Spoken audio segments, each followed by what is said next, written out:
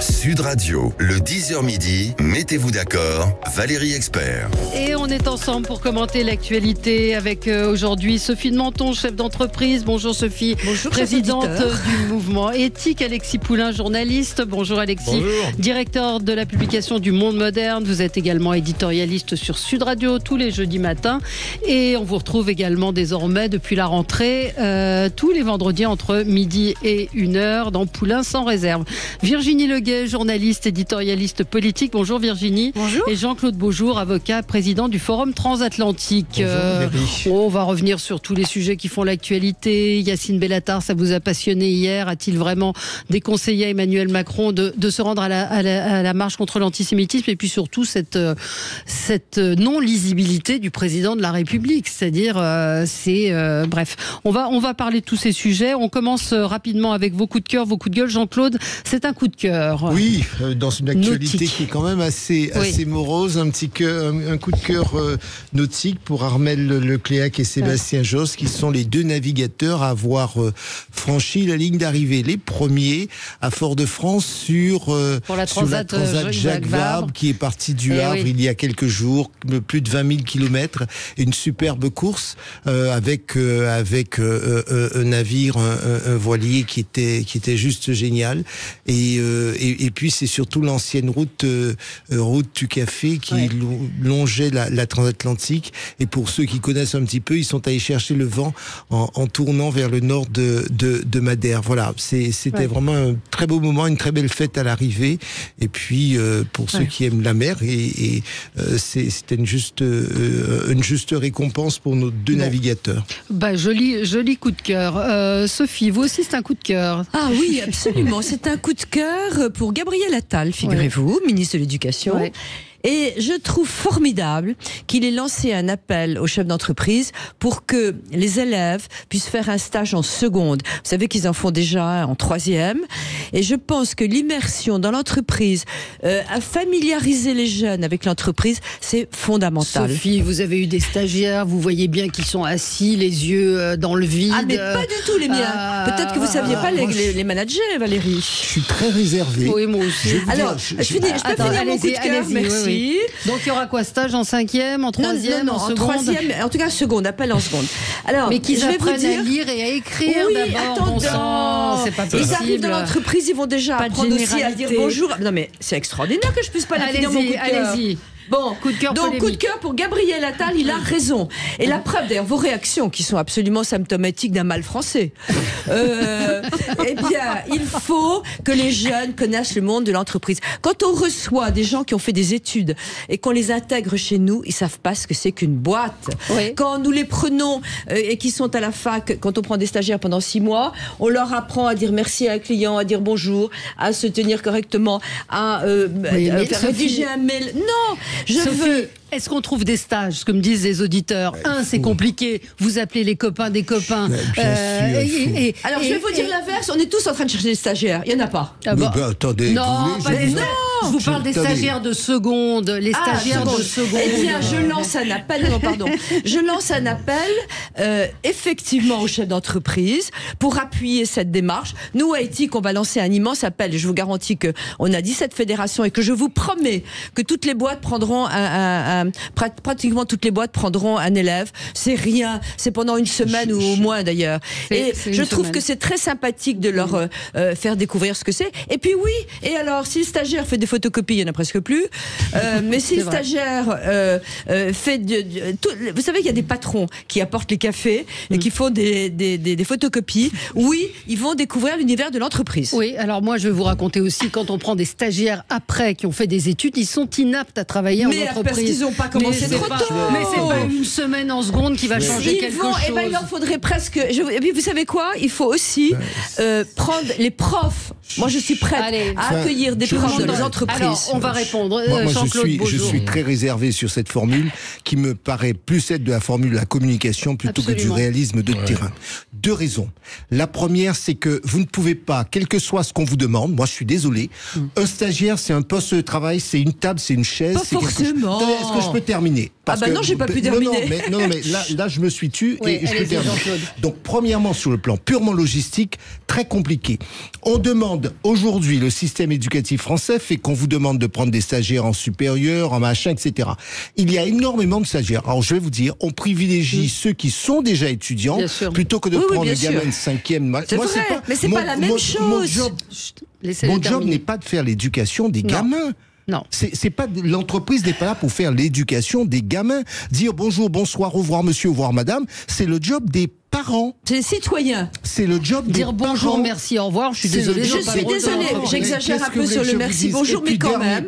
Dernier point, l'histoire de stage favorise toujours ceux, pardonnez-moi du peu, mais qui ont effectivement des amis, des contacts et des trucs. Et ça fait, pardonnez-moi là encore du peu, dans des CV où vous voyez un gamin qui à l'âge de 5 ans a déjà fait son stage à l'entreprise de j'en ai pas pris à 5 ans. Tartemuche, qui effectivement est dans le système et lancé. Et vous avez d'autres, parce que moi aussi je suis arrêté par des parents qui cherchent des stages, pas très loin d'ici, dans le 16e, qui me disent, nous on n'arrive pas à trouver, parce que nos enfants sont pas dans le système. Donc ils font des stages, je ne donnerai pas de nom d'entreprise, mais ils font de petits stages, et quand ils arrivent dans le supérieur, on regarde ce qu'ils ont fait en dessous, et bien on leur dit, non, vous savez, pour entrer chez nous. on va changer ça. Non, mais attendez, mais ça c'est dans la bouche. Vous voyez, on a plein de témoignages d'auditeurs. Mon beau-fils, à 15 ans, il a fini par trouver, car on connaît personne qui possède une grosse entreprise, sinon c'est nul, car pour trouver c'est galère, et c'est les mêmes dates que pour tous les élèves, ça il a raison, et donc une entreprise n'a pas 50 postes, c'est exactement ce qui se passe. On va essayer, c'est pas obligatoire, enfin, on a un devoir de citoyen. Je voudrais simplement dire 2 choses. Virginie. Il est parfaitement exact que tel que fonctionne notre système français, aujourd'hui, les jeunes, et là on parle d'élèves, si je comprends bien ce que dit Sophie de Menton, ne trouvent des stages que par relation. Combien de fois nous-mêmes avons été interpellés par des amis d'amis qui nous disent « Ah, mon fils, ma fille est en telle classe et voudrait un stage, est-ce que tu peux aider à le trouver ?» Ça, c'est une chose qui est parfaitement exacte, et c'est faux de dire que n'importe qui peut avoir accès à un stage. Deuxième chose, et là je vais plutôt dans le sens de Sophie de Menton, il est vrai qu'il faut multiplier les passerelles entre le monde étudiant et même scolaire, fin de scolarité et étudiant, parce que les jeunes ne connaissent rien au monde du travail, et qu'une initiation d'une semaine est toujours mieux que rien. Mais je le répète, ceux qui obtiennent des stages sont ceux qui ont déjà des parents ou des amis de parents qui peuvent les aider à trouver ces stages. On peut avoir le boulanger, on peut c'est l'heure du journal. Stop. On en reparle dans un instant, c'est l'heure du journal. Sud Radio. Sud Radio. Parlons vrai. Sud Radio. Sud Radio, le 10h midi, mettez-vous d'accord, Valérie Expert. Et on est ensemble avec vous pour commenter l'actualité avec aujourd'hui Sophie de Menton, chef d'entreprise, présidente du mouvement éthique, Alexis Poulain, journaliste, directeur de la publication du Monde Moderne. On vous retrouve également tous les jeudis matins sur Sud Radio, c'est difficile à dire, pour l'édito politique, et également le vendredi entre midi et 13h dans Poulain sans réserve. Virginie Leguet, journaliste et éditorialiste politique, et Jean-Claude Beaujour, avocat, président du Forum Transatlantique. On va dire quelques mots du coup de cœur de Sophie de Menton. Juste vous remercier parce que nous sommes très nombreux, vous êtes très nombreux à nous écouter via les applis, les enceintes connectées, aussi. Absolument. On a une croissance digitale de plus 47%. Donc je vous le dis, chers auditeurs, plus de 2 millions d'auditeurs connectés sur nos supports numériques. C'est magnifique, étourdissant. Donc on est très contents et on va continuer à faire du bon boulot avec toute l'équipe de Sud Radio. En se mettant d'accord. Alexis, absolument. Alexis Poulain, peut-être un mot sur les stages de seconde, donc annoncés par Gabriel Attal. Oui, c'est-à-dire que l'accumulation des stages, moi je trouve il faut qu'un stage il soit utile. Alors c'est bien pour découvrir la vie en entreprise, c'est bien pour voir. Il y a déjà les stages de troisième, les stages de seconde, les stages. La question c'est est-ce qu'il n'y aurait pas une réflexion en amont de fond à faire pour que la découverte de l'entreprise se fasse pas forcément par des stages, mais dans les cursus, dans l'enseignement, dans la façon dont on enseigne l'économie, etc. Plutôt que de dire on va faire simplement des stages une fois par-ci, une fois par-là, et puis surtout le stage de 3e d'observation d'une semaine. Enfin voilà, c'est quelque chose qui met un peu tout le monde dans l'embarras.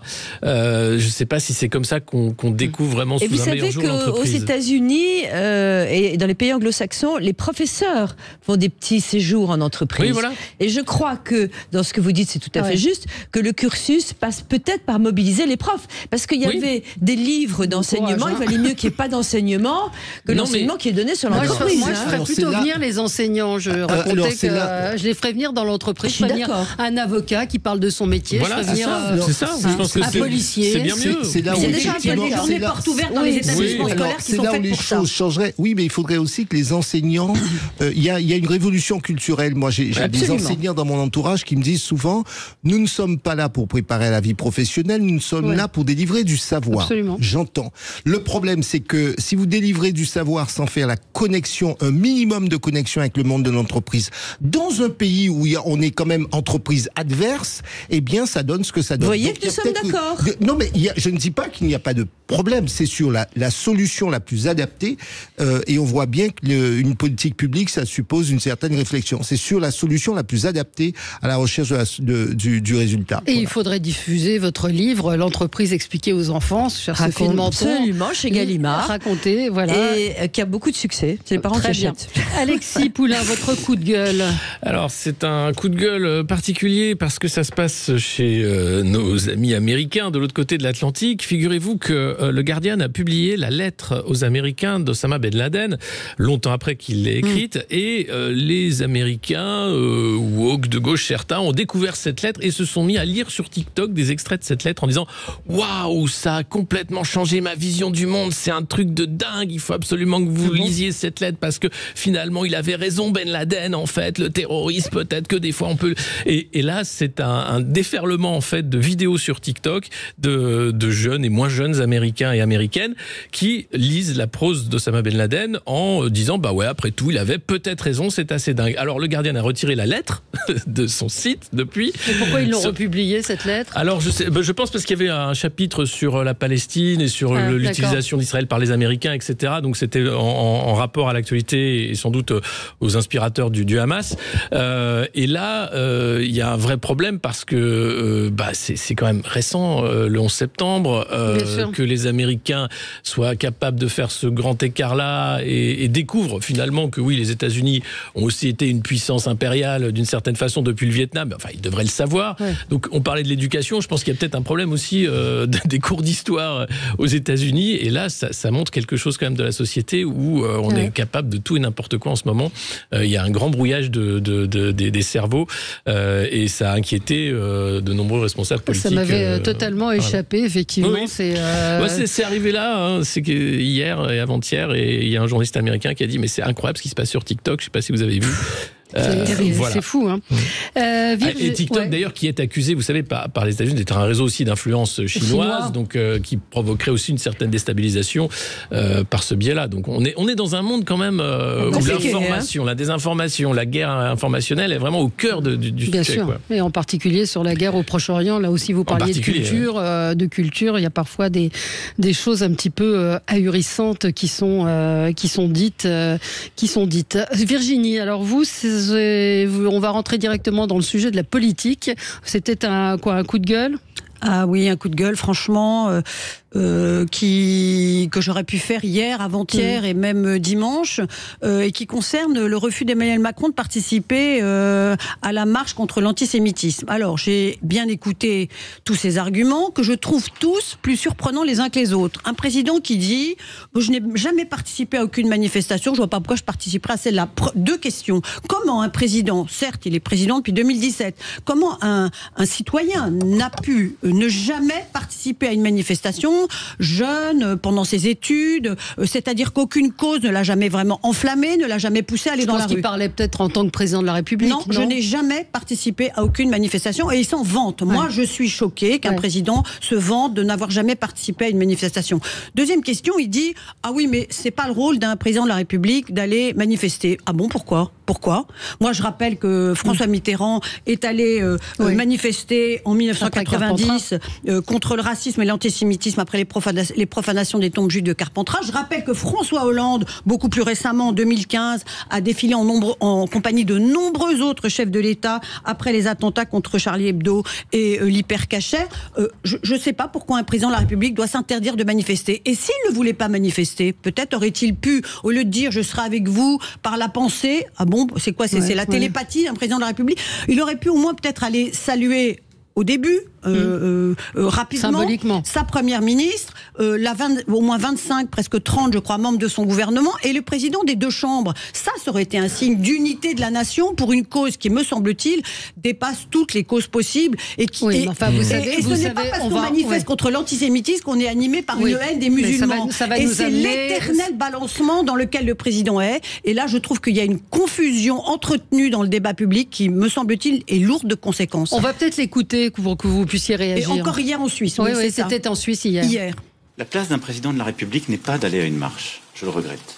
Et les exemples qui ont été pris n'ont pas lieu d'être. La dernière fois qu'un de mes prédécesseurs a été à une marche, c'était le lendemain d'un attentat, avec 2 millions de personnes et plusieurs dizaines de chefs d'État et de gouvernement qui étaient dans la rue en France. Était-ce le cas dimanche dernier ? Non. La marche était d'une nature totalement différente. Je m'en suis félicité. J'en partage les attendus. Mais mon rôle n'est pas de faire une marche. Mon rôle est de travailler pour aider à la libération de nos otages, ce que j'ai fait en appelant les responsables politiques qui m'aident à le faire en Israël et au Qatar. Et mon rôle est de continuer à préserver dans cette période l'unité du pays et de ne jamais renvoyer dos à dos les uns et les autres. Je suis d'accord. Alors Virginie, au début j'étais comme vous, je me suis dit il faut absolument qu'il y aille. Et j'ai réfléchi. Ah, vous êtes d'accord avec le président ? Oui, complètement. Je pense que la situation que nous vivons n'est pas la même. C'est cet élan du cœur où il y avait d'autres chefs d'État étrangers qui étaient là. Et évidemment, le président français veut être là.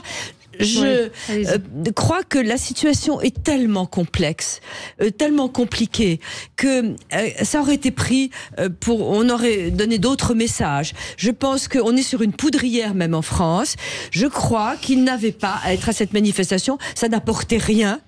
Et je pense que ça aurait été pris comme... Vous avez plus de 1000 actes antisémites qui ont été répertoriés. Vous avez 40 de nos concitoyens qui ont été je refuse de croire que la République France est garant de l'unité de la nation. Et quel plus beau symbole pour un président que de se rendre physiquement, longtemps ou de façon brève à une manifestation contre l'antisémitisme. Personne ne peut douter qu'il est contre l'antisémitisme. Vraiment personne. Personne. Donc, manifester contre l'antisémitisme, ça, en même temps, je veux dire, ça veut tout dire et rien dire. Oui, il y a des actes antisémites. Oui, on est à un moment très difficile. C'est d'ailleurs, quel antisémitisme? Est-ce qu'on n'est pas plus contre Israël, les exactions qui ont lieu dans tous les camps? Et donc, cet antisémitisme-là, en ce moment, est très dangereux. Parce qu'il est doublé. Donc, non, ma position est que j'ai trouvé bien que Emmanuel Macron n'y soit pas. Alors, certains vous expliquent l'inverse et vous expliquent, c'est ce qu'a dit Éric Zemmour, je veux dire comme pour Marine Le Pen, c'est pas parce que le ciel est bleu qu'on va pas dire qu'il est bleu. Il dit c'est le président de 2 peuples. C'est aujourd'hui. Tous les Français. Oui, mais justement. Alors, justement, c'est pour ça qu'il n'est pas là-bas. Moi, je pense que Alexis, il aurait dû y aller ou pas? Non, moi je pense que c'est pas effectivement la place du président de la République parce que sinon il marcherait sur plein de dossiers.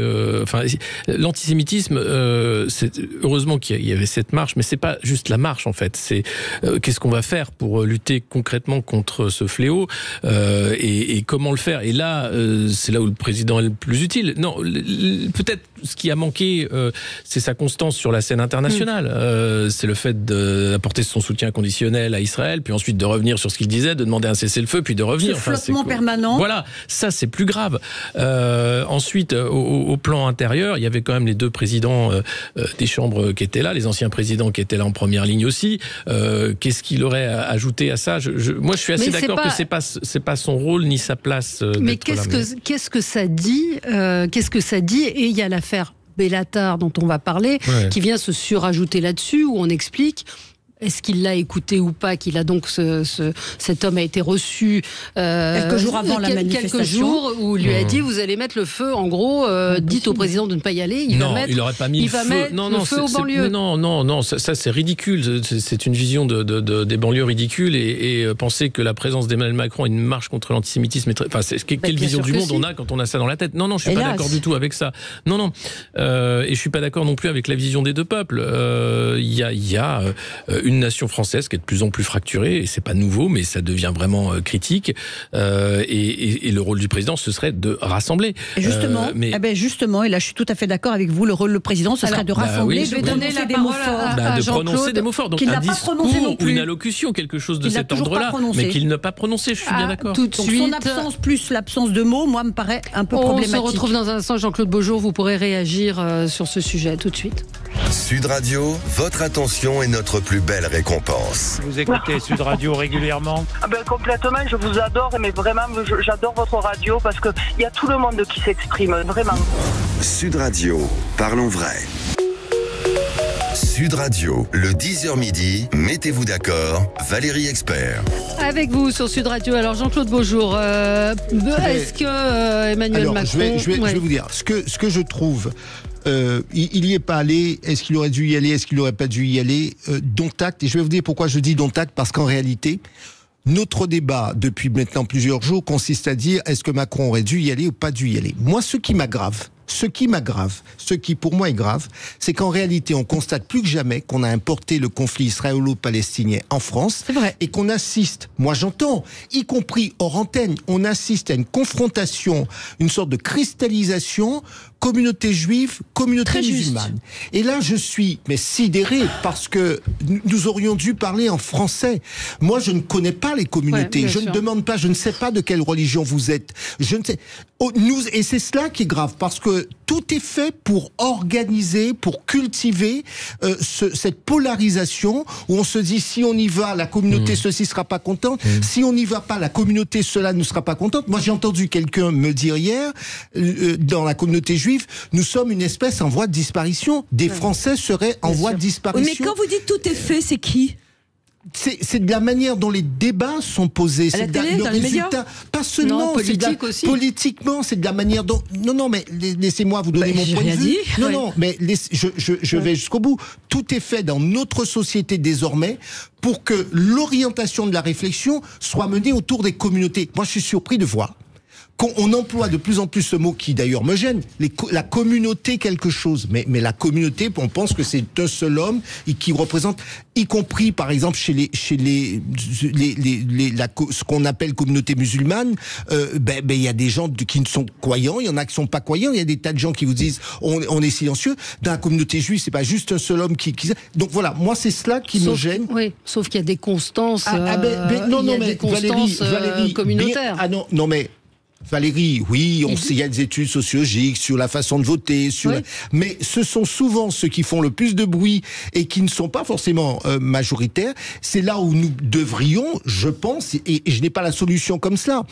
Que faire pour retrouver ce qui se passait il y a 50-60 ans, c'est refaire société. Comment éviter ce... Mais comme antisémitisme, il y a 60 ans, c'était terrible. Je comprends très bien votre interrogation, Jean-Claude, mais moi, il me semble que c'est justement à cet égard-là que le président de la République aurait dû venir se situer au-dessus des clivages, se situer ni d'un côté ni de l'autre et dire je suis là parce que je suis le garant de l'unité de la nation. Sauf qui est la très stricte définition de son rôle. Ça aurait une autre allure, franchement. Sauf que là où je rejoins Sophie, c'est que sa présence aurait été forcément interprétée. Mais moi, je trouve que c'est sa non-présence qui est interprétée. Mais je vous conseille la tribune de Malika Sorel qui dans le Figaro aujourd'hui, ces élus qui font le parti de la démographie du mode... Ces élus qui font le pari démographique du vote musulman. Exactement. Et on est en plein dedans. Elle cite cette note de Terra Nova qui expliquait ce qui allait se passer démographiquement, c'est-à-dire qu'entre 2007 et 2012, ce sont entre 500 et 700 000 nouveaux électeurs qui auront acquis la nationalité française et qui voteront plutôt à gauche. Ces nouveaux électeurs français d'origine immigrée, enfants d'immigrés, sont différents de ceux qui, désormais âgés, commencent à sortir du corps électoral. François Hollande, elle le rappelle, avait dit dit, en allant à Saint-Denis, ne sous-estimez pas la force de votre décision. Avec le suffrage universel, une voix en vaut une autre. Si certains sont plus riches que vous, vous êtes plus nombreux qu'eux. Et donc, on comprend aussi la stratégie aussi de Jean-Luc Mélenchon, qui a récolté dans les banlieues un certain nombre de notamment voix. En Seine-Saint-Denis, où sont élus de très nombreux députés de la France Insoumise. Jean-Luc Mélenchon, en 2010, c'est toujours dans sa tribune, Malika Sorel, dit, en 2010, Jean-Luc Mélenchon disait qu'on ne doit pas porter le voile, ça c'est s'infliger un stigmate. Le passage à la religion, à l'ostentation, ça empêche l'unité. Vous vous rendez compte, Jean-Luc Mélenchon disait ça. Et donc aujourd'hui, effectivement, il y a un pari démographique qui est fait pour le vote. Et je pense qu'Emmanuel Macron en tient compte. On pourra, tous les partis en tiennent compte, évidemment. Mais ça reste un pari parce qu'il y a beaucoup d'abstention dans ce pays, comme vous l'avez vu. Et puis il n'y a pas de vote assigné, c'est-à-dire que on a vu en 2007 Nicolas Sarkozy qui a quand même eu aussi un vote du côté des banlieues et des quartiers. Enfin, c'est pas aussi simple. C'est pas parce que vous allez prendre des positions communautaires que vous aurez la communauté. On l'a vu. Alors ça, on l'a vu par contre au niveau local. Il y a quand même un lien de cause à effet quand même. Il y a un lien de cause à effet. Il y a un lien de cause à effet, mais dans la dérive justement de cette prise de vue communautaire de la vie politique, puisque évidemment c'est le nombre qui fait foi en démocratie. Mais comment vous expliquez alors cette consultation de Yacine Bellatar? Écoutez Georges Bensoussan, historien, qui était l'invité de Sonia Mabrouk sur CNews. Ouais. Si les faits sont avérés, s'il a pris conseil par le biais de ses conseillers, bien sûr, auprès de Yacine Bellatar, qui est un humoriste, rappelons-le, qui n'est pas un politique, ni un journaliste, ni un intellectuel, alors c'est à peu près de la même eau que la minute de silence qui a été respectée à l'Assemblée nationale pour la mort de Naël, au fin juin ou début juillet, je crois, 2023. Est-ce qu'on imagine le général de Gaulle prendre conseil auprès d'un humoriste avant de prendre une décision capitale? Imagine-t-on le général de Gaulle recevoir Fernand Reynaud pour lui demander ce que pourrait penser la France profonde de sa participation à telle ou telle action? Où en est arrivée la fonction présidentielle? Où en est-on arrivé dans la désinstitutionnalisation de la société? Au sens où le principe d'autorité s'est effondré et où cette présidence-là ne l'incarne plus. Voilà. Alors c'est partiellement juste, sauf que quand il consulte, on l'engueule, quand il consulte pas, non mais on consulte pas quelqu'un qui a été condamné pour 4 mois de prison avec sursis pour menace de mort et de crime. Est-ce qu'il a vraiment été consulté? Je pense que écouter des gens comme ça, écouter, ça veut pas dire consulter. Recevoir à l'Élysée, ça a un sens. Vous voulez qu'on fasse du vocabulaire, consulter, recevoir, écouter? Non mais c'est pas pareil, consulter, c'est pas le président qui a écouté. Non, ce sont des conseillers. D'abord, c'est Bruno Roger Petit qui sont conseillers. Et Frédéric Rose qui sont conseillers intérieurs et sécurité. C'est pas non plus n'importe qui. Et puis c'est à l'Élysée que ça se passe. Oui, non, c'est à l'Élysée que ça se passe. La manifestation. Non, mais moi, ça montre comment Emmanuel Macron s'entoure très mal depuis le début. Ça, c'est vrai. Voilà, c'est simplement une péripétie de plus sur ce très mauvais entourage. Mais imagine-t-on le général de Gaulle partager aussi une conversation diplomatique extrêmement grave et privée avec le chef d'État russe, comme l'a fait Emmanuel Macron? Non, enfin, je veux dire, dans la fonction présidentielle, il a fait bourde sur bourde et il fait de la com en fait. C'est-à-dire que le pli a été pris depuis longtemps dans la vie politique de faire de la communication politique et pas de faire de la politique. Et puis surtout pas, alors le principe de l'autorité et de la fonction du chef de l'État, c'est quelque chose d'extrêmement flou pour tout le monde parce que justement cette fonction elle n'est plus incarnée. Alors il faut arrêter aussi de comparer indéfiniment au général de Gaulle. C'était un trait d'humour, ça ne vous aura pas échappé, Sophie, quand il dit recevoir. Non, pas, parce que tous les gens disent ça. Oui. Non, mais est-ce que vous imaginez le général de Gaulle mis en examen? Vous vous souvenez de la fameuse phrase quand même. Donc, d'abord. Ensuite, on est à une période très difficile. Et puis moi, je trouve que d'accord, je suis d'accord avec tout ce que vous dites sur Emmanuel Macron, sur la com, sur la maladresse, etc. Mais il y a un moment où, dans la période qu'on vit, il faut être un tout petit peu faire autre chose que flinguer le chef de l'État toute la journée. Mais je ne suis pas d'accord avec. Mais qu'il ne prête pas le flanc. Alors oui, mais il le prête. Bon, ok, mais oui, il le prête. On peut le dire. On peut dire que ça. Il ne s'agit pas de le flinguer, comme vous dites. Il s'agit simplement de relever des choses qui peuvent paraître extrêmement surprenantes. Et je ne sais pas aussi pourquoi. Moi, ça me rappelle ce qui s'est passé au tout début du premier quinquennat d'Emmanuel Macron avec Alexandre Benalla. Que faisait Alexandre Benalla à l'Élysée? Et comment Emmanuel Macron a-t-il réagi lorsqu'il a dit devant les députés réunis qu'ils viennent me chercher? Mais de quoi on parle? On parle d'un président de la République qui a la plus haute fonction du pays, qui se doit quand même. On a compris que vous l'aimez pas. Ah, ça n'a rien à c'est voir pas une avec question ça, d'aimer pardon, ou pas Sophie. aimer. Moi, je ne caricature pas vos propos, ne caricaturez pas les miens. Je dis simplement, mais ça n'a rien à voir. Je dis simplement qu'un président de la question République, d'aimer ou pas aimer. moi, je suis pas dans l'affectif. C'est une bouc émissaire, Macron, quand même. Mais non, c'est quelqu'un qui a un problème à incarner cette fonction présidentielle. Et adresser un périmètre clair. Jean-Claude Beaujour. C'est vrai, mais je ne sais pas quel est le périmètre clair en ce moment aussi. Vous voyez, je crains que nous ne fassions finalement ce que nous reprochons, parce que on s'arrête à tel ou tel mot, tel ou tel propos, alors qu'on répond toujours pas au sujet qui est notre préoccupation, parce que faire une marche, c'est très bien, mais qu'est-ce qu'on fait pour que recule l'antisémitisme? Qu'est-ce que l'on fait pour refaire société ensemble? Moi, je suis désolé. C'est ça le sujet. On a X millions de personnes qui se disent d'origine musulmane, X millions de personnes qui se disent d'origine juive, X millions de personnes qui sont catholiques, etc. Qu'est-ce que nous faisons et comment reconstruire ce lien pour que nous fassions société? Moi, le fait, est-ce qu'il aurait dû aller pas aller? Le fait qu'il ait dit ceci vient... Non, qu'il n'ait pas dit peut-être. Non, mais j'y viens. C'est pour ça que je vous dis, au fond, et je suis en train de faire un appel du pied à Valérie, reproposez-nous un débat là-dessus, qu'on ait le temps de réfléchir et qu'on fasse de véritables propositions.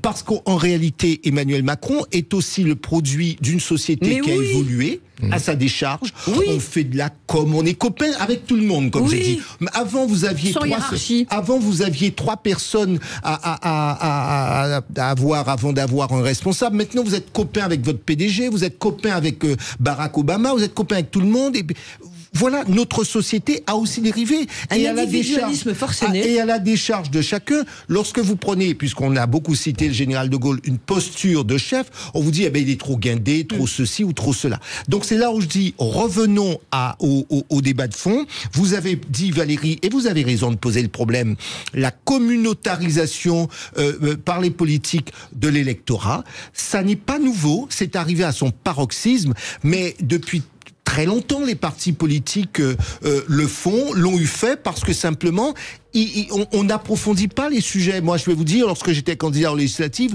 on m'envoyait dans l'Est parisien. Je correspondais peut-être pas sociologiquement à un électorat, mais on a pensé qu'avec ma couleur de peau, je serais plus proche du 11e, 20e que du 16e. Moralité de l'histoire, en regardant les résultats par bureau de vote, ceux qui ont voté pour moi étaient des cadres blancs de l'avenue de la République, CSP. C'est pour vous dire, et pourtant on était dans un grand parti. C'est une erreur, mais qui est poussée à son paroxysme avec Mélenchon, et qui est détestable, parce que cet homme est intellectuellement, je dis bien, de ce point de vue, intellectuellement malhonnête, parce qu'il défendait hier la République, il défendait hier l'universalisme, et aujourd'hui, il ne vous parle que de communauté. Mais le président de la République fait aussi ce pari-là, en n'allant pas à la marche et en recevant. Alors j'ai envie de lui dire, gardons-nous de poursuivre cette route, parce que ça ne donne rien de bon. Vous savez qu'aux États-Unis, les démocrates pensaient que les Noirs leur appartenaient comme électorat. Eh bien, chacun commence à déchanter. Oui, sauf qu'il y a une réalité que rappelle Malika Sorel dans sa tribune, il y a une réalité démographique qui est là et qu'il va falloir prendre en compte. On se retrouve dans un instant avec vous sur Sud Radio. Sud Radio, le 10h midi, mettez-vous d'accord, Valérie Expert. Sud Radio, le 10h midi, mettez-vous d'accord, Valérie Expert. Et nous continuons de débattre même pendant la publicité. Je vois une analyse de quelqu'un qui dit je pense que la participation d'Emmanuel Macron aurait redit la norme républicaine, accru le nombre de participants et aurait suscité que des protestations marginales. C'est la trouille. Ils ont la trouille. Ils ont peur. C'est le balancement qui crée la confusion à force d'hésiter entre une chose et une autre. Et au lieu de ça, je poursuis l'observation, au lieu de quoi, dans cette attitude, donne raison aux minorités actives islamistes et islamo-gauchistes. La pression et la peur payent. D'ailleurs, la décision de non-participation a été immédiatement saluée par Jean-Luc Mélenchon sur Twitter. Donc c'est la trouille aussi, c'est le manque de courage. C'est la trouille, c'est de jamais savoir quoi faire. C'est l'improvisation permanente aussi, parce que regardez les rencontres de Saint-Denis, ça devait être un truc où on se mettait ensemble pour parler. Les deuxièmes rencontres, ça fait flop. Voilà. Non, mais parce que il y a ce côté palabre aussi chez Emmanuel Macron, le grand débat, le machin.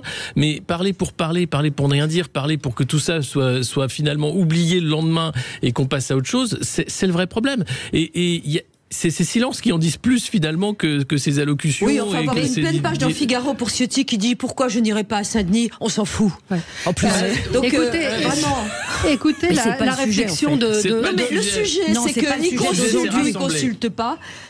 Non, écoutez la réflexion de Florence Bergeau-Blaclair, qui est, je rappelle, menacée parce qu'elle a écrit un livre sur le frérisme. Elle relève cette phrase d'Emmanuel Macron hier: protéger les Français de confession juive, ce n'est pas mettre au pilori ceux de confession musulmane. Et elle dit, de plus loin que je me souvienne, la lutte contre l'antisémitisme ne s'est jamais faite contre les musulmans. Cette propagande est le pur produit du frérisme. Elle est arrivée au sommet de l'État, ce qui est très préoccupant. Je suis tout à fait d'accord avec ça. On rejoint notre discussion de tout à l'heure et de la minute de silence de Naël qu'évoquait Georges Bensoussan à l'Assemblée nationale.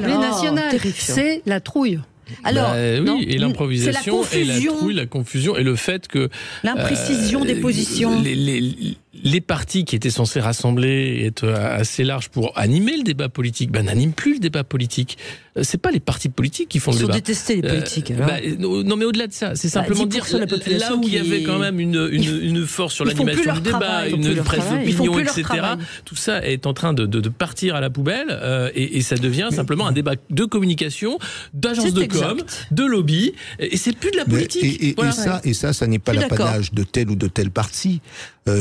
C'est tous les partis, c'est-à-dire qu'on est député parce qu'un tel a beaucoup occupé telle ou telle section de l'opinion publique à un moment donné. Il y a plus de... Voyez le fait qu'on ne s'engage plus dans des élections locales pour accéder à des élections nationales où ça vous donnait un ancrage, où en fait on fait effectivement beaucoup de communication, où peu importe les idées, peu importe ce que vous défendez. La preuve, c'est on a envie de nous mobiliser plus sur tel ou tel propos plutôt que quelle solution. Et là où je suis d'accord, c'est que on refuse d'assumer ce que nous sommes. Je veux dire, je trouve sidérant qu'on ait ces conversations aujourd'hui, communauté contre communauté. Moi, je suis désolé. Sauf que c'est la réalité. Mais Valérie, je ne suis pas en train de dire que ça n'est pas la réalité. Je dis que je suis sidéré qu'on n'ait pas collectivement la capacité de dépasser ça et de dire la force de la France, c'est de dire qu'on est être français, c'est pas être musulman, juif, catholique ou athée, c'est un certain nombre de valeurs. Oui.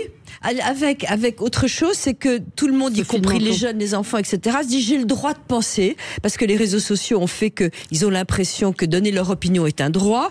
Et ce que je voulais dire à propos de Macron, je ne pense pas que ce soit une lâcheté physique, je crois qu'il ne sait pas. Et dans ce monde divisé, il ne sait plus, il va d'un pied sur l'autre, et je ne vois pas, je pense qu'il a complètement tout faux dans cette communication, mais je crois que tout simplement, il ne sait plus s'il faut aller soutenir une manifestation antisémite. On lui explique, mais monsieur le président, il va y avoir les banlieues qui vont se réveiller.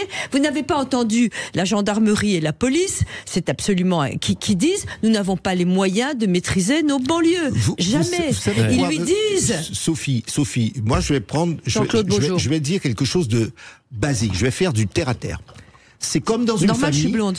Non, mais je vais faire du terre à terre. Dans une famille, vous avez des gamins, et le rôle des gamins, c'est de challenger leurs parents. Oui. Le rôle d'un tel, c'est de pas être d'accord. Les frères et sœurs sont pas d'accord. À un moment donné, vous êtes parents, vous dites, voici quelle est la règle, et puis c'est tout. Et alors, il y a des gens qui vocifèrent, etc. Vous avancez. Mais c'est plus le cas. C'est comme ça que je vois mon rôle de parent. Et vous ne dites pas forcément à vos enfants des choses qui leur font plaisir. Vous leur dites, j'ai l'expérience de la vie, ça sera comme ça à un moment donné, ça sera comme ça et pas autrement. On a besoin aussi, je ne vise pas spécifiquement tel ou tel, mais nous avons besoin aussi d'autorité. Ce sont des mots qui choquent aujourd'hui parce qu'au nom de la liberté, il n'y a plus d'autorité, il n'y a plus de voix, on ne dit plus c'est ça l'option. Non, voilà. Moi c'est cela qui me choque. Alexis. Ouais, je trouve que en termes d'autorité, c'est surtout de l'autorité policière et des choses comme ça qui tombent dessus. Mais voilà, sur l'autorité morale, c'est aussi quelque chose qui est difficile à voir. Mais moi, ce qui me choque, c'est effectivement la désintégration de la nation, en fait. C'est ça, hein, parce que derrière, c'est un pays, c'est aussi une nation, c'est une culture. Enfin, rappelez-vous les mots d'Emmanuel Macron sur « je connais pas de culture française ». C'est ça aussi qui fait qu'on arrive à ce degré de perte de repères et où on va se raccrocher au plus proche, c'est-à-dire la communauté, c'est-à-dire la communauté religieuse, mais aussi communauté sur les réseaux ou quoi que ce soit, plutôt que de chercher une communauté plus large qui serait la communauté nationale. Et ça, c'est quelque chose qui a été totalement abandonné par de nombreux politiques, parce que la nation, c'est un gros mot, parce qu'il y a le projet européen, parce qu'il y a le mondialisme, et parce que finalement, non, être français, c'est quelque chose qui pose des problèmes. Ouais. Rappelez-vous le débat de Nicolas Sarkozy sur l'identité nationale. C'est quoi être français ? Ce débat n'a jamais eu lieu. Et aujourd'hui, je pense qu'on hérite de ça. Ce débat n'a jamais eu lieu. C'est quoi être français ? Ouais. Moi, ce qui me choque, et vraiment ce qui me pose un problème vraiment profond, c'est que Emmanuel Macron est chef de l'État depuis 2017. Alors en 2017, on pouvait comprendre qu'il était débutant, qu'il apprenait, que c'était très, très nouveau pour lui, qu'il était très jeune. Depuis 2017, on est en 2023 et je constate jour après jour que sur des questions aussi essentielles que les questions qui se posent aujourd'hui à nous tous en tant que Français, il donne une impression d'éternel balancement, d'éternel flottement, d'éternelle indécision, comme si une chose en valait une autre, comme si, oui bien sûr, il y a des communautés, je ne veux blesser personne, et ce « et » en même temps est mortifère, parce que ce « et » en même temps de la part d'un président de la République qui ne peut pas prononcer de paroles fortes et j'allais dire, qui de nature à faire descendre une cohésion dans le pays. Il n'a jamais, moi j'entends jamais rien. J'entends beaucoup de mots qui varient d'ailleurs d'une semaine à l'autre. Je me souviens d'il y a quelques années, il a dit, je crois que c'était à Brut, ah oui, si vous voulez me faire parler de violence policière, là je suis d'accord. Et puis quelques jours après, au Figaro, il disait, ah non, la violence policière, non, c'est vilain. Mais regardez, en ce moment, il a tout le monde contre lui. Il a la communauté juive qui est en colère après ce qu'il a dit. Oui, parce qu'on est nulle part en fait.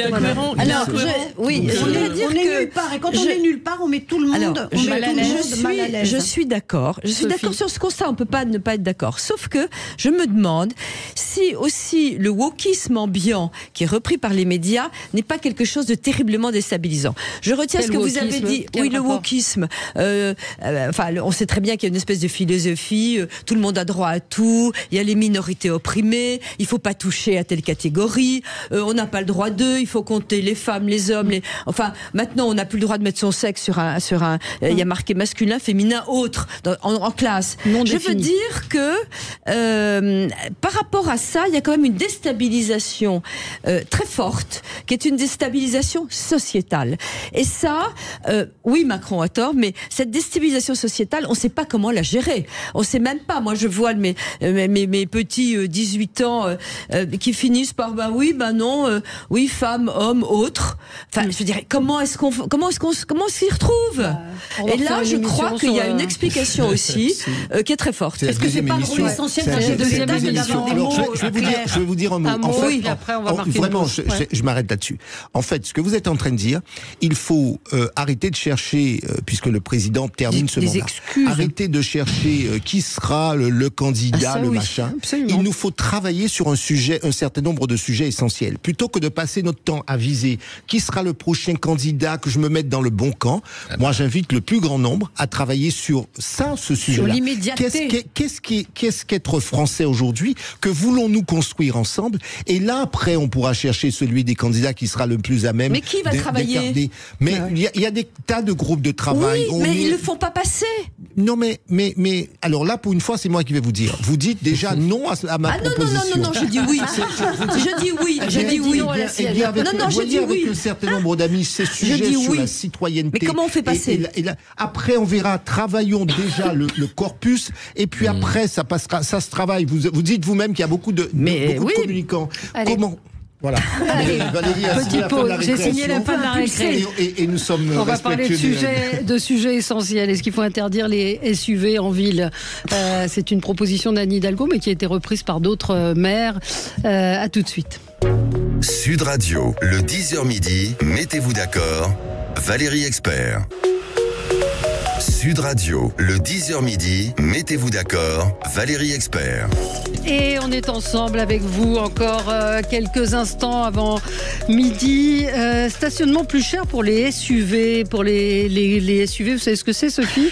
Ce sont ces grosses voitures. Ces 4x4, donc un tarif résidentiel plus élevé. Confondez avec les UV. En tout cas à Paris. Et puis je pense que d'autres maires vont proposer la même chose. Les écologistes qui militaient pour cette mesure l'ont partagé. Au-delà de ça, c'est l'intrusion dans la vie, encore encore une fois des Français, ces chèques réparation, fermeture éclair. Non mais c'est comme la destination. Alors une toute petite parenthèse, je sais, mais elle n'est pas hors sujet. On nous dit depuis 3 jours ce qu'il va falloir faire des chèques restaurants. Où est-ce qu'il faut les consommer? C'est payé par le patron et le salarié. Et ben l'État nous dit ce qu'il va falloir qu'on achète avec ces chèques. Et il change d'avis. Donc voilà, je ferme la parenthèse. Non mais vous avez raison, ça rentre. Alexis Poulain. C'est dingue parce que on a l'impression que 80% du temps de cerveau disponible des législateurs est occupé à emmerder les gens. Oui. Et c'est un truc de dingue parce que il y a des thématiques comme ça qui reviennent systématiquement. Et la voiture a visiblement été nommée comme l'ennemi du peuple ou l'ennemi à abattre, quelle qu'elle soit. Alors oui, le SUV, évidemment, quel est l'intérêt d'avoir une grosse bagnole en ville, mais on la prend aussi pour sortir de la ville. On n'est pas forcément en train de rouler dans Paris avec son SUV. Si, il y a des gens qui circulent dans Paris avec leur SUV et on a ces grands nombres. Voilà, alors après c'est le problème des constructeurs automobiles. Est-ce qu'une voiture de cette taille-là sert à tout le monde? Est-ce que c'est nécessaire? Mais c'est le libre arbitre, encore une fois, c'est-à-dire que soit on choisit un modèle de société de consommation, de démocratie libérale, soit on choisit d'avoir tous des trabants et de vivre dans un pays communiste. Voilà. Ouais, non mais c'est et surtout, moi je suis pas contre la tendance, surtout un auditeur m'explique alors les questions de poids de voiture, mais vous avez la Tesla qui est pas un 4x4 et qui pèse 1850 kilos, là où un SUV qui sont beaucoup améliorés pèse entre 1200 et 1800. Donc là aussi ça va être complètement c'est-à-dire arbitraire que tout et va absurde. être sujet à aller chercher le voiture électrique. Et donc gagnons du temps, trabant pour tout le monde et les soviets. Voilà. Moi Bravo Alexis. Mais non, mais c'est ce qu'ils veulent, non? Donc, Jean-Claude Beaujour. Mon horreur dans tout cela, c'est qu'en permanence, il faut sanctionner les gens. Vous savez, ce type de politique, on est toujours coupable de quelque chose. En fait, j'en arrive, non mais ceux qui initient toutes sortes de mesures, j'en arrive à me dire, nous sommes même coupables de vivre. Le seul fait de vivre nous rend coupables de quelque chose. Donc je pense qu'on devrait s'arrêter de vivre, comme ça on est sûr que la planète, elle ne sera plus en danger. C'est exaspérant d'être anti-tout.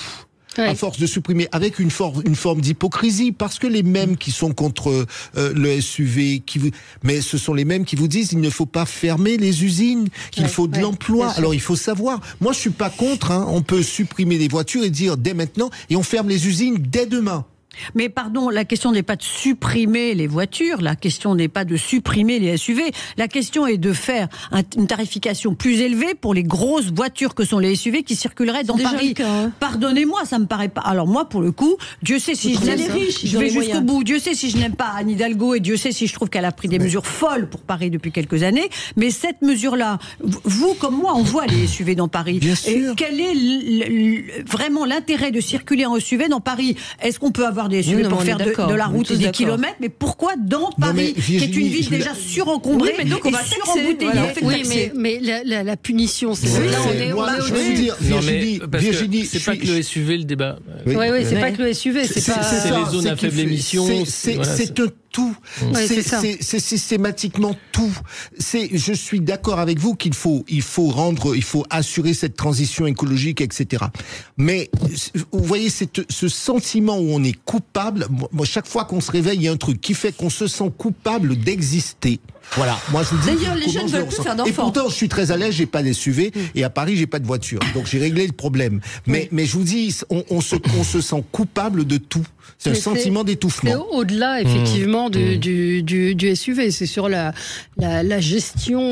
Et puis, Anne Hidalgo, maintenant, est un petit peu mal passée pour parler de. Ah bah, il faut parler de son bilan carbone. De son bilan carbone. La commission déontologie a dit qu'il n'y avait rien. Alors, elle est ridicule, cette histoire est lamentable. Sauf que il faut aussi un peu lâcher les gens sur le bilan carbone. Ça commence à bien faire. Ça fait partie de ce tout que je critique, c'est-à-dire que d'un côté, vous avez. C'est quand même un de ces arguments de poids depuis des années. Mais c'est dingue parce que via ce bilan carbone, vous faites rentrer toutes les mesures de contrôle social possibles et imaginables. C'est d'abord les vieilles bagnoles, après c'est les SUV, après c'est la bouffe, après c'est votre moyen de transport, après c'est où vous travaillez. Après, donc attention, parce que derrière cet objectif louable de lutter contre le réchauffement climatique, etc., mais qui est déjà à horizon je sais pas combien, on est en train de faire entrer des mesures de contrôle social et les gens sont en train de tomber dans le panneau. Et on rappelle que la France est l'un des pays qui a le meilleur bilan carbone. Et en plus, grâce à nos centrales. Juste point. Moi, là encore, le discours a son importance. Je préférerais qu'on travaille sur la pédagogie plutôt que de donner le sentiment qu'il y a d'un côté les bons et de l'autre côté il y a le camp les du mauvais. mal. Et ce qui me gêne, mais je vous dis sincèrement, ce qui me gêne, c'est qu'il y a une catégorie de personnes qui considèrent qu'elles ont la science infuse, la vérité infuse, là, je suis d'accord, qu'elles vous imposent et que vous n'avez plus le droit de dire quoi que ce soit. Vous n'avez même pas le droit d'avoir un avis différent. On ne peut même pas débattre. D'ailleurs, elles ne sont pas là pour débattre. Elles sont là pour nous imposer une idée qu'elles se font, et parce qu'elles considèrent que l'idée qu'elles se font de la société, du monde de demain, est la bonne, elle vous dit taisez-vous, rien à voir, circulez, vous exécutez. C'est cela qui me choque. Oui, mais c'est malheureusement, les filles, les extrêmes qui sont très responsables de ça, ils ont fait passer des idées. Et c'est ça qui est terrible, c'est que ça a fini. Oui, mais c'est pas nouveau. Et pas que les écolos, c'est Davos. Je suis désolé, vous avez toute la théorie du World Economic Forum qui est basée là-dessus, sur le bilan carbone, sur le réchauffement climatique. C'est même pas un camp politique contre un autre, c'est un projet de société, vraiment. Phrase qui va faire réagir, il nous reste pas beaucoup de temps pour en moi, je vous l'ai déjà lu, mais là je vois que sur Twitter, X, c'est très très très commenté, cette phrase du président de la République: protéger les Français de confession juive, ce n'est pas mettre au pilori ceux de confession musulmane. Cette phrase, visiblement, fait énormément réagir. Cette phrase, elle est quand même logique. Elle est navrante. Elle est logique. Elle est dangereuse. Elle est dangereuse. Elle est très dangereuse. Elle est dangereuse. C'est une phrase dangereuse. Pourquoi ? Non, je crois pas. Moi, je crois pas. C'est dû en même temps. Mais non, c'est pas dû en même temps. Alors là, moi, je pense qu'il y a simplement accolé à la lutte contre l'antisémitisme la lutte contre le racisme. Point. Il l'a mal dit. Bien sûr. Mais c'est juste ça qu'il faut dire. Mais oui, mais enfin c'est c'est quand même vrai ce qu'il dit. C'est pas parce qu'on lutte contre l'antisémitisme que il a raison. C'est d'une logique imperturbable. Exactement comme ça. On va dire que c'est un petit peu maladroit. C'est pas la formulation et pardonnez-moi n'est pas ce que vous dites. Est-ce que vous pouvez la redire, Valérie? J'ai perdu maintenant. J'ai perdu. Cette fois-ci, elle va bien écouter. Ce sera pour la prochaine fois. Allez, c'est fini pour aujourd'hui. Très bonne journée sur Sud Radio. Merci pour votre invitation. Sud Radio. Sud Radio. Parlons vrai. Parlons vrai. Sud Radio. Parlons vrai.